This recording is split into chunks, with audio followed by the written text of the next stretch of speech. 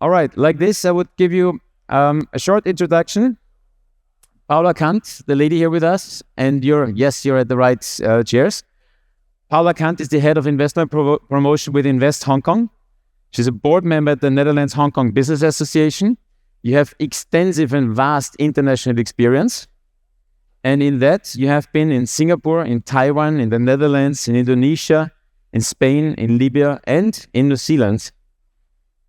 So that is your experience. Eliad Saporta is the founder of Coriunda. He founded it already in 2017. 10 years. 2016. That's when I invested into my first startup. That's the time when it was not sexy to invest into startups. It was not sexy to found a startup.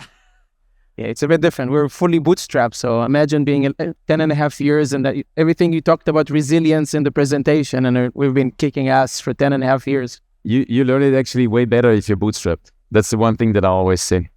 So before you had CEO roles in payment service providers in Europe, South Africa, and you focused on mid and high risk industries where you accompanied several M&A deals and mobile operators. You've been 6 years in the Israeli Defense Forces. And still in Army Reserve. So yeah. Alrighty. And you're an Army major. Yes.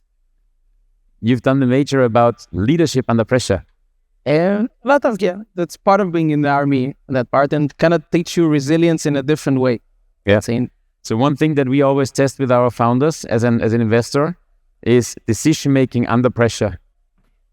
And you can test it with psychometric tests, but I tend to do it in a bit of a different way. Sometimes I have to excuse to the founders afterwards when I talk to them, when I interview them. But let's get now also to István Vetter. István Vetter is basically head of the small business segment in CIB Bank in Hungary. You have led the division since 2017, and you manage a portfolio of more than 55,000 clients. Correct me if I'm wrong. I've used a lot of AI. If it has hallucinated, that's not me hallucinating here. And you managed the portfolio, and you actually managed to grow the portfolio in different categories with more than 300% at the time. So you had a very successful career. CIB Bank in Hungary is part of Intesa Sanpaolo. And your background spans Exim Bank, Raiffeisen Bank, and you were in the finance team, you were in the trade team, so you have an extensive experience also in all over banking, the banking sector. You are very active in the Hungarian fintech ecosystem. So you are one of those banking people who know about the fintech ecosystem in Hungary. And not only that, you are a mentor at the Hungarian Startup University program, which is also like working for fintech founders. So you work with fintech founders closely, and that gives you all three a very specific perspective on it. You want to add something? So first of all, thank you very much for the kind invitation. It's really an honor to be in this panel and to be here. And second, I have to tell that your AI works perfectly, so it was 100% correct. And then, of course, I'm really very happy to work together with students, universities, startups, fintechs, neobanks, because that's the future. So we have a lot to learn, a lot to study, a lot to cooperate, and then later on, we also would like to be part of the future. All right. So when we get into it, let me start with Paula. Paula, your exposure to startups, how strong is that? How big are the startups that are coming to you? And what is basically the major recommendations, proposals, suggestions, guidance that you give to startups? Let's say like not only startups, scale-ups. What's the recommendation you give to them when they come to you talking about Hong Kong and China, Greater China as a new market? Maybe in 2 words, the startup ecosystem in Hong Kong. Around 5,221 startups, quite international. 67% are Hong Kong owned, but that also means that 33% are owned by foreigners, right? So quite an international system. I would say if we look at European startups that go to Hong Kong and fintechs, right? Yeah. Zooming in a little bit on that. They tend to be scale-ups, because I think the points you showed us in the keynote, to go so far away, you already have to have your company kind of running, right? Yeah. If you're still 2 guys and 5 telephones, to go all the way to Hong Kong is maybe not the easiest. So they tend to be scale-ups, right? And what we often have to tell them is, do you guys actually have an Asia plan? And it's like, oh, Asia plan. Yeah, Hong Kong is in China, so you better have an Asia plan. I would say we always recommend companies come and check it out first. Come to Hong Kong FinTech Week. Come to Hong Kong any other time of the year, and we'll help you set up meetings. But come and check it out. Make your business plan. Ask for our support. But come and check it out. It really is a different part of the world. If I pass on to you, Elliot, you started in 2016 already. I spoke about the decision modes that you have. You work basically as a startup founder. You work first with instincts, and then you move further and further and go into systems. Your client asks clearly for systems. It clearly asks you for you to be compliant in GDPR, in the AI Act, and everything else. How did you, as a founder, experience that in the very beginning? It's a bit of a different story, to be honest. So I was a CEO of several PSPs, and one of them developed their technology way back in '97. So I had an opportunity to buy the full source code of the company when they ran into financial difficulties. For me, the decision to begin with was more operational. I didn't come in as I have an idea, let's do something. I saw a technology that I can leverage, that I can modify and make it more generic, and then launch it to other financial institutions rather than being one. So when I came into this world of, let's say, being the owner rather than being the COO behind the scenes, the switch was different. No more being the operator myself, but providing the operational tools to other startup founders or financial institutions.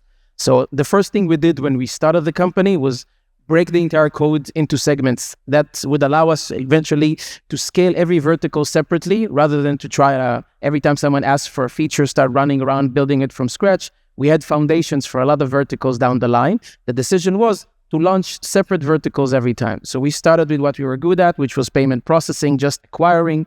Down the line, we added the banking as a service infrastructure for issuing bank accounts and managing balances, then the prepaid cards. And the last couple of years, we've been doing everything from what we call vertical orchestration for KYC, KYB, fraud monitoring, everything that's adjacent to our product. So the beginning was focusing on a single vertical and then slowly expanding to one by one.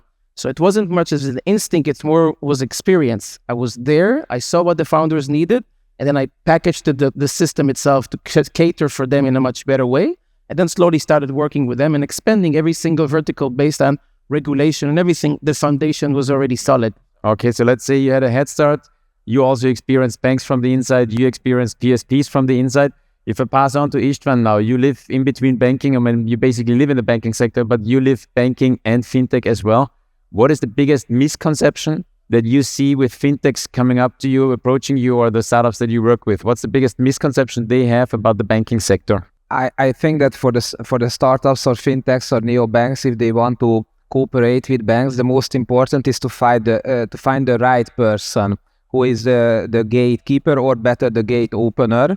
And in our case, there's the mother company Intesa Sanpaolo, and there are 12 subsidiary banks. And there's always a strategy whether it allows the local banks to decide with their own budget, or whether to keep it centrally driven.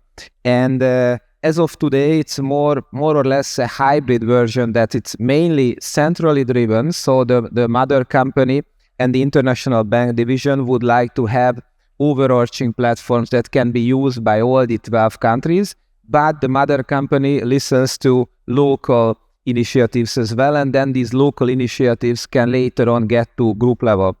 In Italy, Intesa Sanpaolo has already set up its own neobank called EasyBank, and now it has several million clients.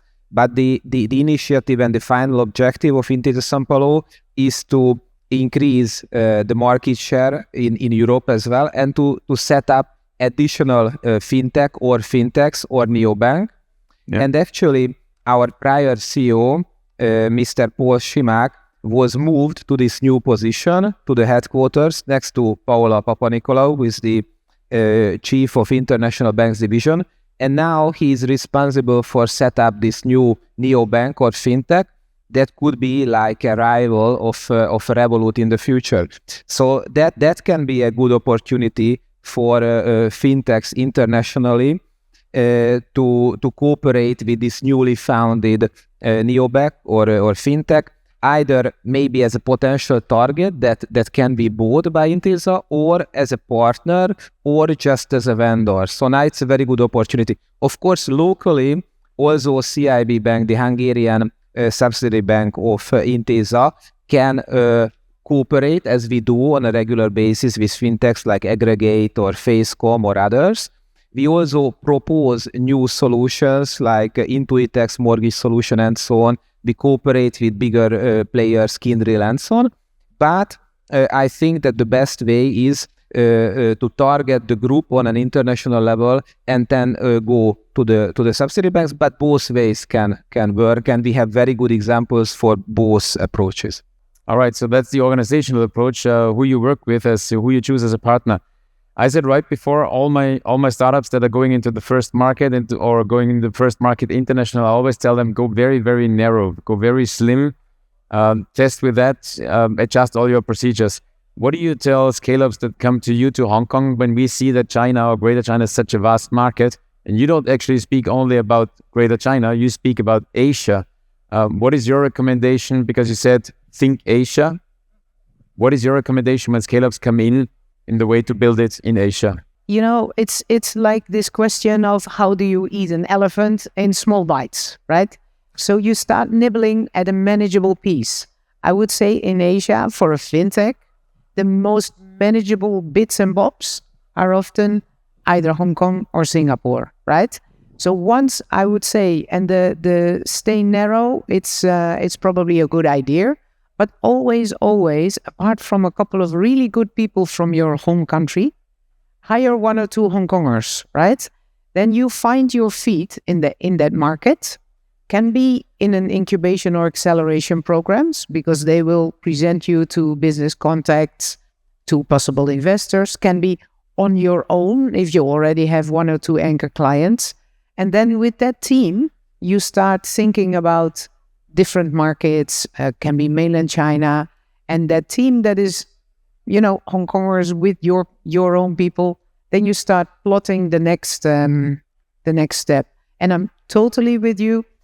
Don't spread yourself too thin. It's better to do one thing well, one piece of the elephant first, and then to the next piece. So, Eliad, in tackling the elephant that you tackled, what would be the one thing in the very start that you did that you would do differently now? What's the one learning that you can give any fintech founder?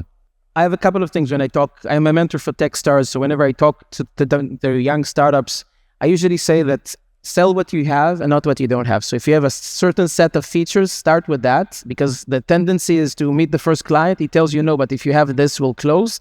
And then it becomes problematic because you're chasing the features rather than chasing to see if the product is actually working. And the second one is choose your clients as you choose your friends on that part. Your first clients, even the design partners that you decide to go with, sometimes will abuse you and will take you places you don't necessarily want to take at that part. And when we started, we knew what we wanted to do, but we didn't have the budget because we started as bootstrap and still are. We chose specific clients that paid from the get-go. I wasn't giving any design free services and anything. Started up strong, charged what we wanted to do. If you didn't want to take it, then don't. There was no free proof of concept kind of approaches.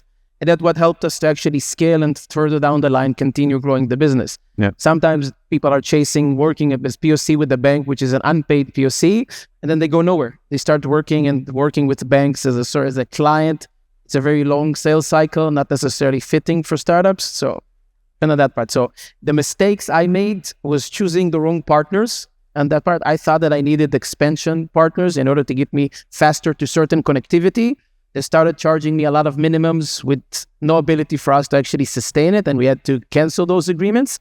And today I said to any startup, don't sign any contract when you are the one on the hook for a minimum, because the partner to begin with is selling you. You're his client, you're not his partner. He's selling you. Second the minimum starts, he's no longer your friend, and everything with the brainstorming to begin with was nice.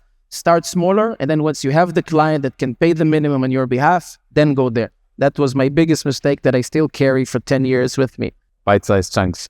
Istvan, if I can ask you, living in the intersection of both worlds, what is the worst advice for fintech startups that is out there and is permanently out there in the market, and you actually advise completely different? What is the worst part that you see where you say don't do it as everybody tells you? Well, I think that the biggest issue is the cash flow. So there's a lot of situations when there would be maybe a good idea, but just simply they ran out of cash. So I mean, think wisely in BD investments, and there are quite a lot of fintechs out there, but it's really very hard to get into cooperation with a bank and to have the initial good relationship and to have really that scale that is good enough to then have further investors and then to have the right amount of capex. So in the startup or in the fintech ecosystem in Hungary, we can also see that it's quite hard to find the right amount of business in a smaller country. So they have to be good enough to go abroad, but to be good enough, they need that initial cash flow engines at the very early stages. So to have good sponsors with deep pockets and to have those investors who are not afraid to invest even in those preliminary years when they don't see the positive cash flows. I think that is one of the most important. I mean, Iliad started bootstrapped for a long time. That's actually what I tell all my founders. Even when I'm interested to invest, I tell them stay bootstrapped as long as you can. And they ask me why, and I said because that builds discipline.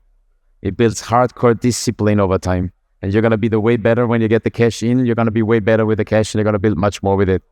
Paula, in Europe, or let me say I've lived on 3 continents as an expert for 24 years. And in Europe, everybody tells me we lack ideas, we lack ambition, we lack motivation, we're too slow, we're so much behind. And I'm like, always like, I mean, guys, where are you looking to? Like last year, 2 of the 30 highest financed AI startups in the world, 2 of them were Austrian. We're 9 million people. So we are at the forefront. When I work in the banking sector, I have to say that in my company, I use a fintech. Privately, I use a fintech, but for something else, I need a real account. What is your comparison between Hong Kong, Greater China, and Europe in terms of the development of the fintech and banking sector? Is banking like completely out of the market already? Is it only fintechs anymore that are ruling the market? Is it ahead of Europe? Is Europe catching up? Easy question, that one. I would say, let me start with Hong Kong. Hong Kong, mainland China, right? Hong Kong has been for many years a key financial center in the world. But why is it a key financial center? Because it was a trading hub, right? The finances came as service to trading. Hong Kong is very international. They want to stay on top of their game. You need to stay on top in financial services. You need fintech. You need the latest, the best, etc. If I look at mainland China, it's a vast market, but it's a very closed and protected market, right? So for foreign fintechs to enter mainland Chinese market, they do need partners, right? You can find those partners in and via Hong Kong. I would say the most advanced market of the 2 is clearly Hong Kong, right? I'm not talking about other types of tech, but if you talk about fintech, it's Hong Kong. Yeah. Now, if we jump to Europe, I think we all have we suffer a joint inferiority complex here, yes. Right? And we waste a lot of time talking about that, blah, blah, blah, and no results and talking forever. Just think about it. Why do the US, both in the US and and on the Asia side, they love trashing Europe, right? They're too slow, nothing happens, they don't work, they only have holidays. If people talk about you like that, it means that you're actually doing quite well. They just want to talk you down. So don't buy the bullshit, is what I would say. You don't have to buy the bullshit. Can I give you one number? Yes. 3% of startups in Europe move to the US. 37% of the unicorns do that. So we create, and the US actually with capital gains from it. Exactly. So we should all be a bit more proud of ourselves. Also, at the same time, we should do more and talk less. We should add and inject much more capital. Absolutely. Elliot, can I be a bit provocative with saying something? Are you as a fintech speeding up banks? Or are banks in the operations slowing you down as a fintech? We're actually speeding up banks on that part because, let's say, there is a financial institution in Israel that had a huge problem with their providers right now, and it's right now all over the news. And their capability to switch provider from provider A to provider B became impossible. And if 6 or 7 months ago, when I was part of the bid to actually be considered for technology, they said the company is too small, we're just 15 people, still bootstrap, we have concern. Suddenly, when that crisis hit the company, they circled back and said, listen, we think you're the only one that can actually execute on what we need. And we switched over all of the providers and started aggregating their third-party providers that they needed.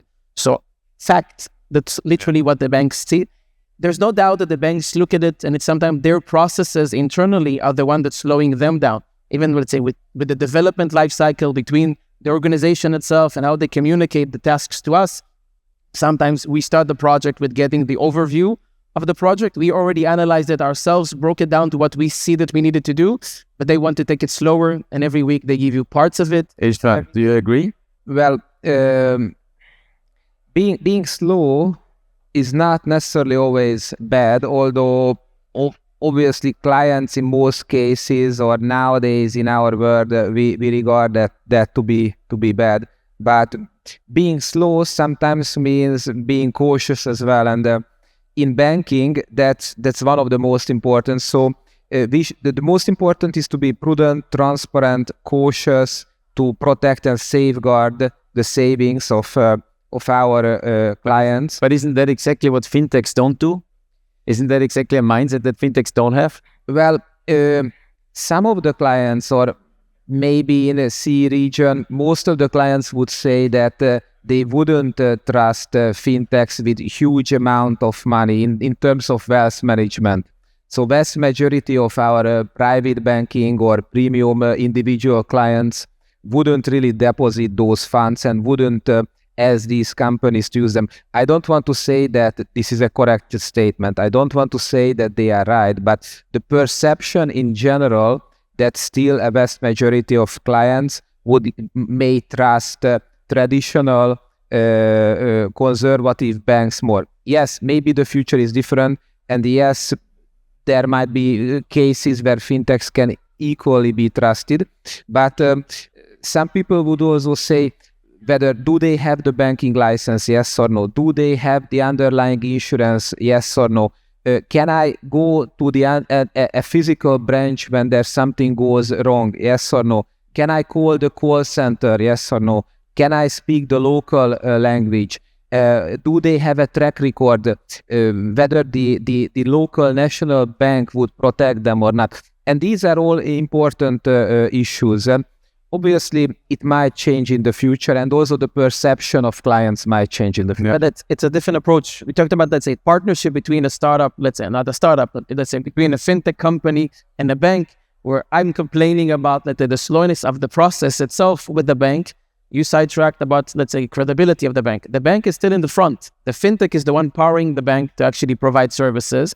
Our approach is the fact that the employees and the staff within the bank is used to breaking apart everything to smaller pieces and taking a very long time to execute a project, rather than a fintech ready to execute multiple parts in parallel, rather than to working one by one very slowly. And that's the gap. We're ready, every week deliver something, and then you see the employees of the bank only start to think about phase 2, which phase 2 was already outlined to begin with. Let me pick that up. I'll put it now back to Ishtvan. When I talk to my startups, so I wrote a lead magnet about the defensibility stack, which starts with IP, with trade secrets, algorithms, AI, and so on. It moves on to all the modes that you have, distribution mode and so on. And it moves on to the modes of 10 times faster, 10 times better, or 10 times cheaper. Did you see fintechs that come in and say, like, we can do it 10 times faster than you do right now, and you actually have to trust that they don't break your system, but they make your system better? As a last question, please.